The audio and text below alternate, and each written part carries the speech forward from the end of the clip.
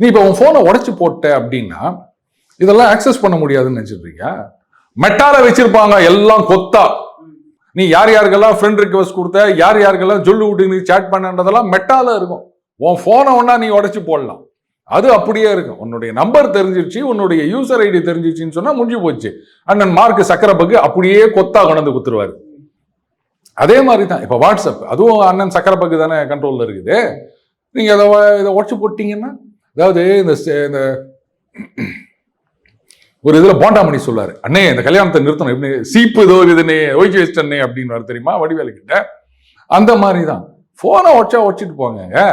அந்த இதெல்லாம் வாட்ஸ்அப் இதுல இருந்து அவங்க எடுத்துருவாங்க. சரி, இவ்வளவு நாளா எடுக்காம வச்சிருப்பாங்கன்னு நினைக்கிறீங்களா நீங்க? ஃப்ரம் வாட் ஐ கேதர், இடி அவங்க கிரவுண்ட் ஒர்க்கை பக்காவா பண்ணியிருக்காங்க. They are just waiting for FIR.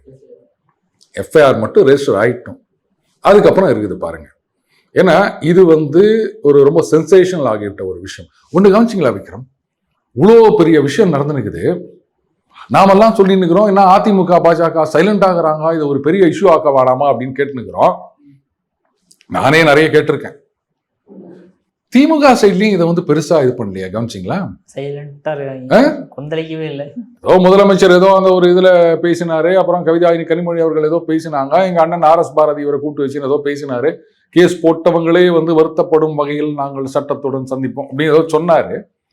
அத்தோட விட்டாங்களே தவிர ரெண்டு சைட்லயுமே இதை பெருசா எடுத்துக்கல. ரெண்டு பாசிபிலிட்டி பார்க்கலாம். ஒண்ணு இதெல்லாம் ஒரு மேட்டரா அப்படின்னு. ஆனா நான் அப்படி நினைக்கல. இது வெறும் ட்ரெய்லர் தான். இப்பவே எதுக்கு எல்லாத்தையும் இதுல காமிச்சிடணும்? பின்னாடி மெயின் பிக்சர் வரப்போகுது. அதாவது இது லீக் ஸ்டேஜ். இங்கேயே நம்ம எல்லா இதையும் இறக்கிறவானா, அங்க அது என்னது எலிமினேட்டர் அந்த இது இருக்கு இல்லையா, அங்க குவாலிஃபயர், அங்க நம்ம ஆட்டத்தை காமிப்போம் அப்படின்னு ரெண்டு தரப்புலையும் வெயிட் பண்ணிட்டு இருக்காங்கன்னு டவுட்டா இருக்கு. புரியுதுங்களா?